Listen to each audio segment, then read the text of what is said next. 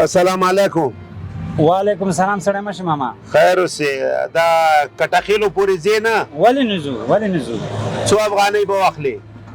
بس ماما سهار نم کارم هم نه ده کړی دغه اولین پیره ده چې تا وړم 1.5 سل افغانۍ به درنه والم. هو 1.5 سل افغانۍ؟ نو ولې څه څه وایې چې په څو دې بوځم؟ هغه خو ډېرې دي. زه خو وایم 80 افغانۍ واخله بس به دي. هو ماما قربان دي شمه 1 لیټر تیل چې دی 80 روپو ته ورسېدل او سهار نه مې 1 روپۍ ګټه نه ده کړې. بس که رښتیا دې تلو ولی 140 افغانۍ درنه اخلم ځکه چې بیخي م دړي نه ده کړې سهار نه. ای وروره نه ستا نه زما 100 افغانۍ به درکړم بس دې دی.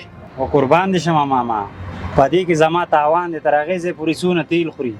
بس قربان دي شمه که راکې اخر به درنه واخلم 140 د لسګون دې درته پاتې. نه وروره 140 افغانۍ بیخي ډېرې دي.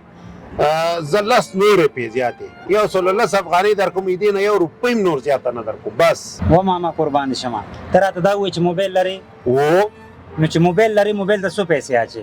چې څومره مې زړی 1500 زر څومره مې زړی. خو یعنې مغه ورته اچې او ما سره په دې 10 روپو باندې ټینګي. عجیبه خلک هم د 10 روپو د لپاره راوتي یو مونږ چې 10 روپۍ ګټه وکړو او مونږ سره هم دا کلک یې چې نه نه نه نه ولې داسې کوئ؟ عجیبه خلک یې. ای وروره فلسفې مه غږوه راته قضیې خو دغه ده او که نه بس پرېږده په قراره.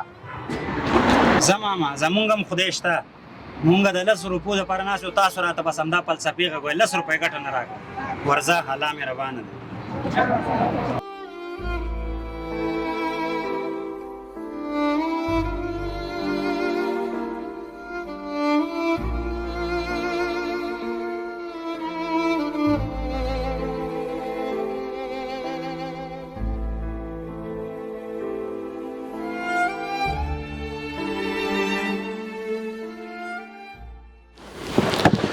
السلام علیکم. چال خیرت دی قراری ده شکر ده.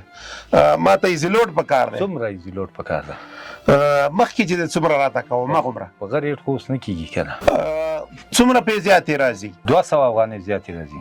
200 څه چې 2000 هم راځي وکړه راته پروا نه کوي. سمه ده همغه درته وکړم لمبر د همغه دی. و بس دغه ده وبشي درته دستي. وګوره درالې ته ودرېږه. هو دا دې راغلي. دا دې پیسې د خدای په امان. په مخه دې ښه شه خدای پاک دې جنتونه نصیب کړه.